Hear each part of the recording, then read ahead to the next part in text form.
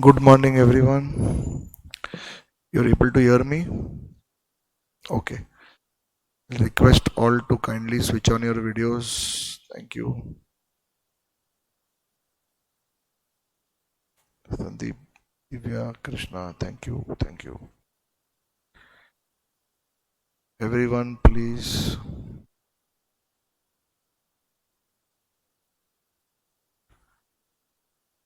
Rajurshi, Urmila, thank you. Bhavani, thank you very much. Mohammed, thank you. Okay. So, last lecture, you remember we were doing this mutual funds chapter and we had completed one big question: dividend reinvestment plan, bonus plan.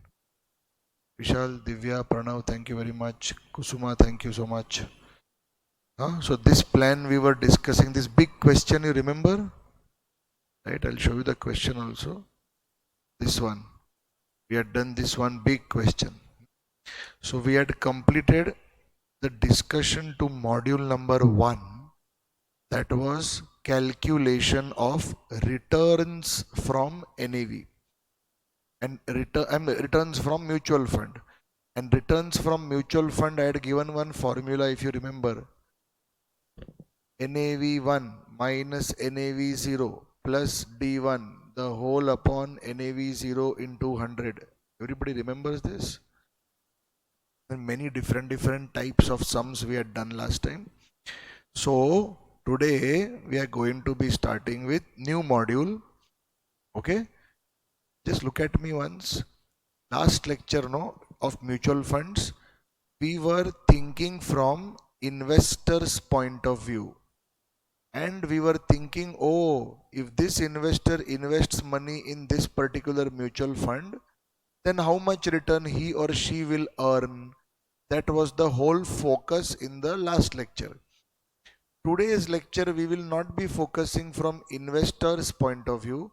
Today's lecture we will be focusing from the mutual fund's point of view, and we will help them calculate NAV. See, in last lecture, NAVs were given to us and we were simply calculating the returns based on the NAV. Now we have to calculate NAV. Do you all remember that NAV is nothing but market value of all the assets held by the mutual fund minus all liabilities, if any, the whole divided by number of units issued by the mutual fund. That it is like basically how for a share there is MPS, like that for a unit there is NAV. Everyone ready? And NAV, as you know, will of course fluctuate as the market value of the assets that the mutual fund has held fluctuates. I told you last time NAV is calculated once a day, but even if it is calculated once a day, you remember I told you once a day it calculates NAV. I told you na, hello. Shares will fluctuate every minute, but the NAV is calculated only once a day at the night, right? And you know that 3 o'clock cutoff time and all that I had explained to you. Anyways, so the point I want to share with you is NAV is of course dependent on what assets the mutual fund has held, how it is managing the funds, because wherever it has invested, if those assets value grows, only then the NAV will grow. Everyone ready? No? You understood what I'm saying now? Okay. And as NAV grows, your returns increase as an investor. So in the last lecture, we had studied how to calculate our returns by tracking the NAV, NAV1 minus NAV0 and all that we did. But now we are not going to be calculating returns for the investor. Now we are literally going to be calculating NAV. Everyone following now how the NAV is calculated? So in the notebooks, everybody please give heading module 2. The notebooks, everyone please give heading module 2. Calculation of in module 2, calculation of N. calculation of NAV. And I have already given these notes to you, but I will still repeat the formula here. NAV is equal to market value of assets minus liabilities, the whole divided by number of units. Okay, I had sent to you the PDF of mutual fund introduction notes on Telegram. You all got it now? Okay. Nikita, Meghna, Mahalakshmi, Vishal, thank you for switching on videos. Okay. NAV is equal to MV of assets minus liabilities, the whole upon number of units.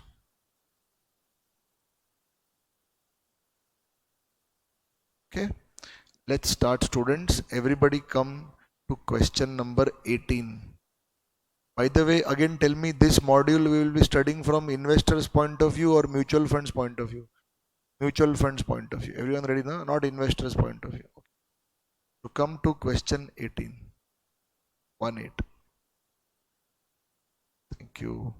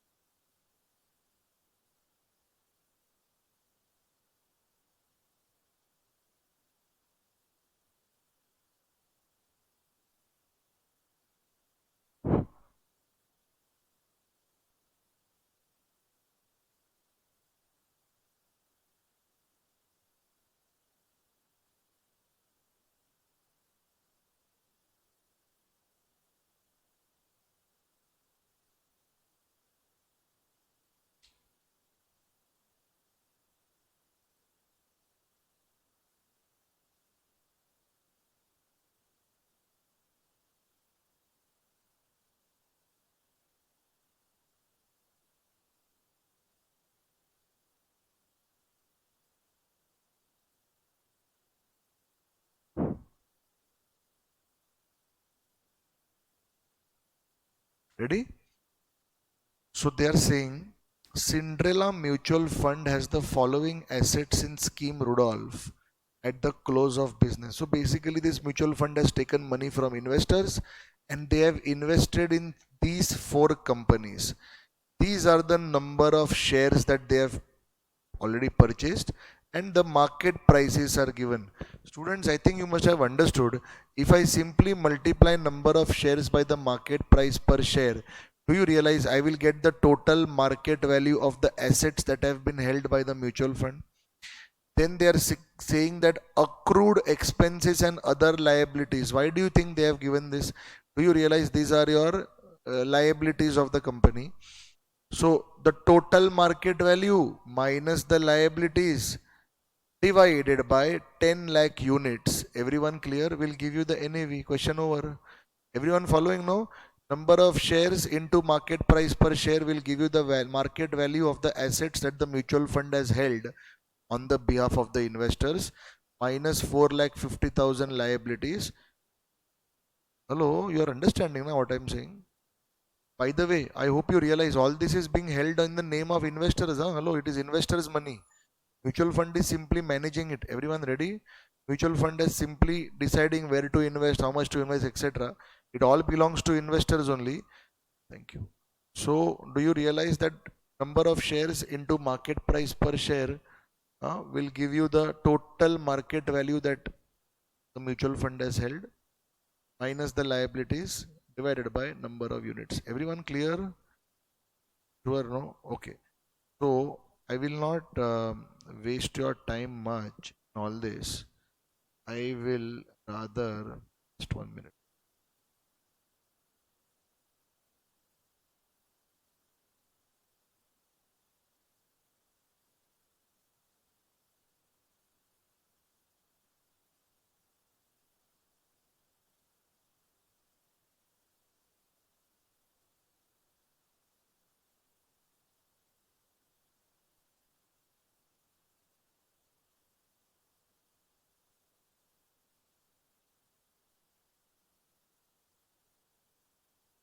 Okay.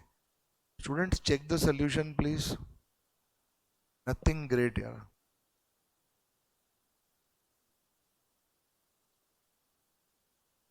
Did you understand? I have simply done number of shares into market price per share will give you the investment value, or you could also call this as the market value.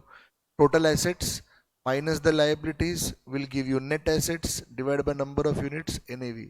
Quickly copy from here, will not waste time. Start.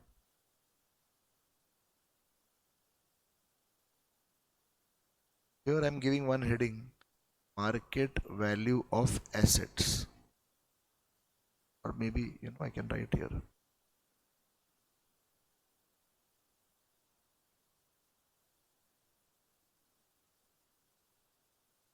This is question number 18. Huh?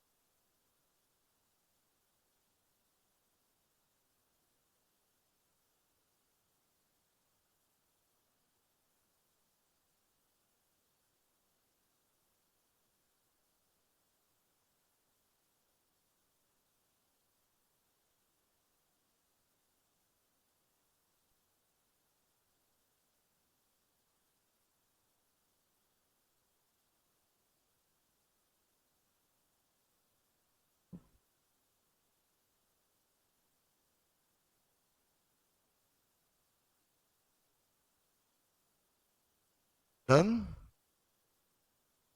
Okay. You're understanding now how to do simple questions.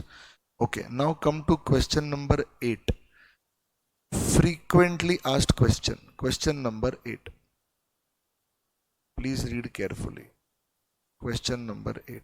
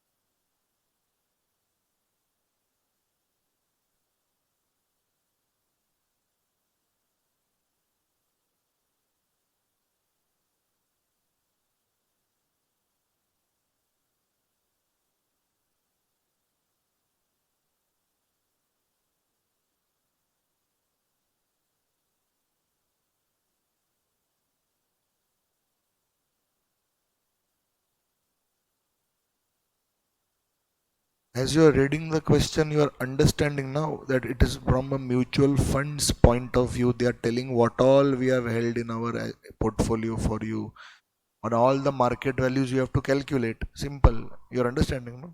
Okay.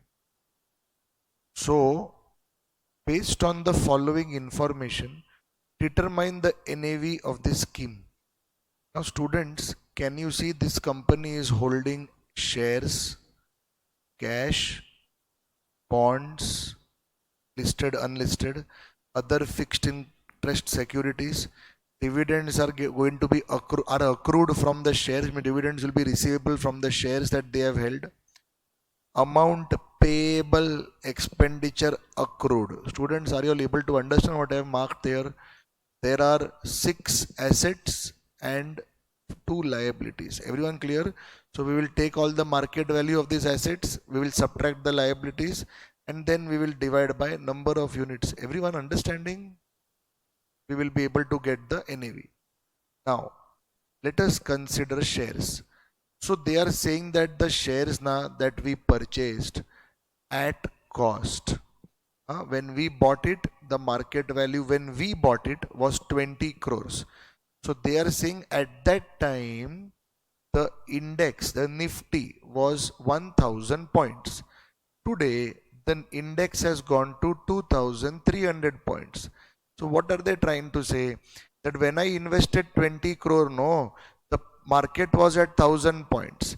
Today if the market has gone to 2300 points, can I say 20 crore must have gone to how much? I hope you realize it is 20 crore into 2300 divided by 1000. Everyone, are you all able to understand? Cross multiplication. Okay, so Zoom people, I hope you are understanding. I am not understanding whether you are understanding or not, but I hope you understood. All right. So tell me, thank you so much. Tell me how much is the value coming to? 46 crore, correct? So I will remove this and I will write, instead of 20 crore in the NAV, students, we will be taking 46 crore. Everyone ready? We will be taking 46 crore. Okay. Cash, they are saying cash is 1.23 crore. I hope you all agree that cash market value and book value will be same only, nothing to change there. Now bonds and debentures, and after that they are saying of these bonds which are not listed. Okay, which means, do you realize that in these bonds there are some listed bonds and there are some unlisted bonds? Are you all able to understand? So what I will do is, this entire chunk basically we ignore and we will write 2 separate entities, listed bonds and unlisted bonds. Are you able to understand? Listed and unlisted. Now students, as far as listed is concerned, do you realize out of 4.3 crore, if 1 crore is unlisted, do you all understand 3.3 crore must be the value of the listed bonds when we bought it? But they are saying today, no, the value of the listed bonds has touched, oh my god, 8 crores. Are you able to understand? So don't think that 3.3, do you realize, becomes irrelevant. And they are saying instead of 3.3 is the cost at which I bought it. Today the value has gone to 8 crores. Students, everyone clear till here? And as far as unlisted bonds are concerned, whose cost was 1 crore, they are saying that there has been a diminution of 20% in the unlisted bonds. There has been a diminution, means there is a drop in the value of the unlisted bonds from 1 crore. I hope you realize it has now touched 0.8 crores. That is a 20% fall. Everyone clear? 20% fall. Done? So listed bonds, unlisted bonds sorted. Dividends accrued, I hope you realize, will be 0.8 crores only. Amount payable on shares, liability is going to remain same only. Everybody clear till here? Now the only thing that is, everyone following not till here? Liabilities and all, everything same. Now what is left to be discussed is other fixed income securities. Now students, they are saying that when we purchased it, no, it was 4.5 crore rupees when we purchased it.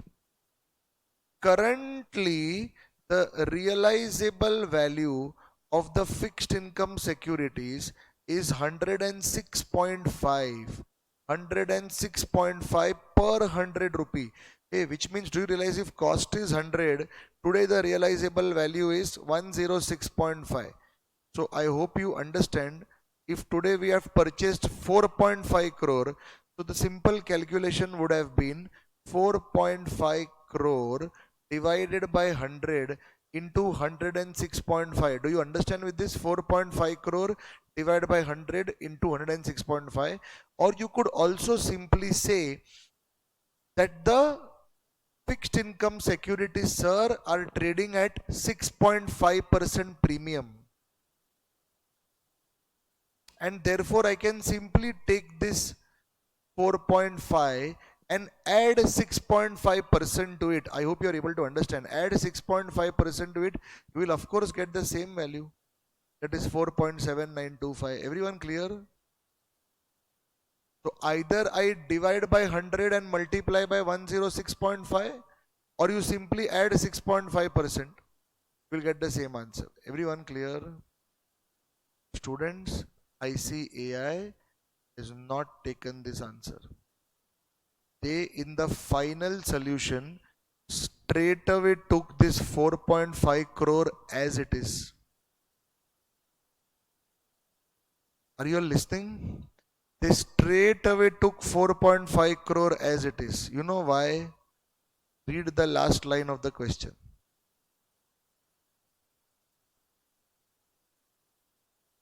Now, as a student, this is terribly confusing, because on one side you are saying that its current realizable value is 4.7925 crore. On the other side you are saying no, you take it at cost. Do you realize this is a contradictory information in the same question? It's a question error. You should not worry much about it. It's a question error where in the same question they have given to you two contradictory informations about the same asset. Children, everyone following now what I'm saying? Now I just want to tell you that by they at the end they said, now forget everything and take it at cost, so we will consider this information and go ahead, which means they have conveniently completely ignored this information. Everyone listening, let's not debate it. We will take what ICAI has done. Now I want to tell you from my own side, if this last line wouldn't have been given, then please do what I told you earlier, 4.7925. I'm telling you with proof, don't worry. You take that 4.7925 only. But here, because of this last line, if this question comes, please consider the cost and go ahead. Everyone following? Students, someone please help me add all these numbers, subtract the liabilities, and tell me how much net assets we are getting. Net assets.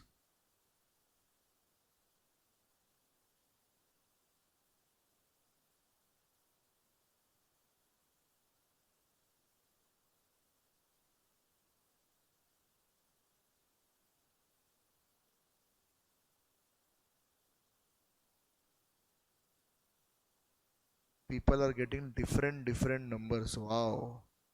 Diversity. Not even one number is common amongst the answers I've got. I don't know which one to take now. Least common denominator is also not. You please help. Again, different answers. Have I written something not so clear? Please check again. Okay, 54.26 is something that everyone is getting. 54.26. So I'll continue with that. Students, net assets is 54.26 crores. And hello, these net assets of 56.26 crore, what to do with this? I hope you realize you will divide by the number of units. Everyone, are you all able to understand? We'll divide by number of units, but please pay attention. You should write 0.2 crores. Everyone clear? We should write 0.2 crores. There's just 20 lakh, not 20 crore. So when you divide by 0.2, so 54.26 divided by 0.2, what is the NAV please? 271.2 or 271.3. Everyone got clarity?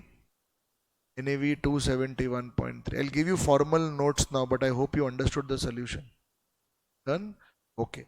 So what I will do now is,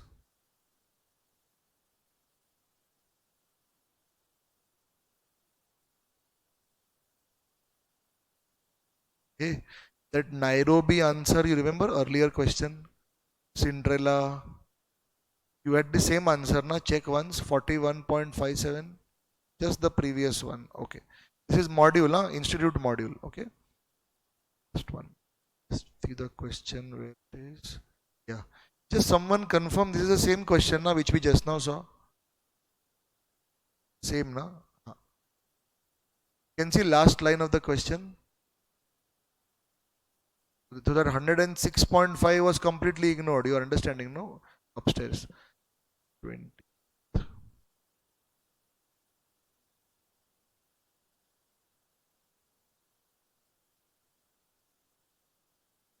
Yeah. Here 271.3 na, that was the answer we got some time back. 271.3. Copy it from here then. Okay, start.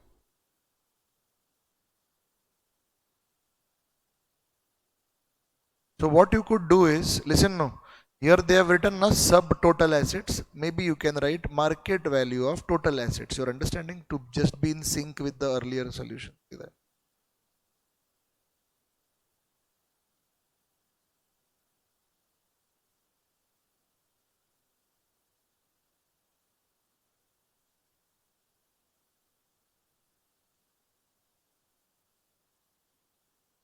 What is the question number 8? Question number 8.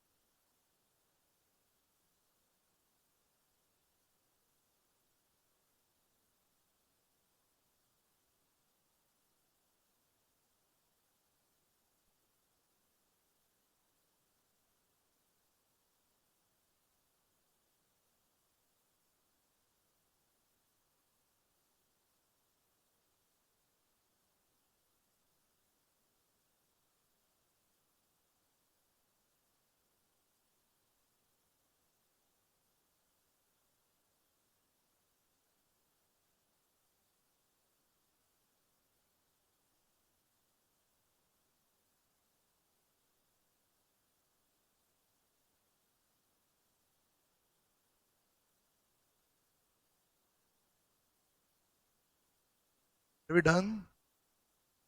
Okay. All right. You sorry, you were able to see this? Just last part.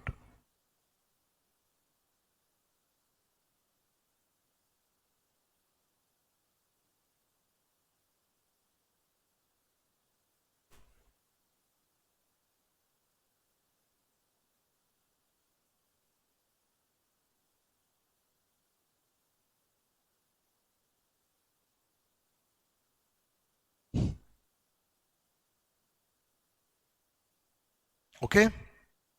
All right. So now come to question number 21.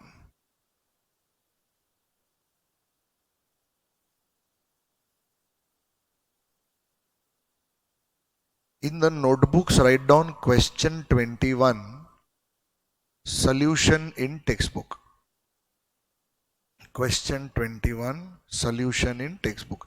I'll give you the logic also of why I decided to keep the solution in textbook. Okay, you'll understand as you read the question. Students, please read the question. This is another ICAI question. Please read carefully.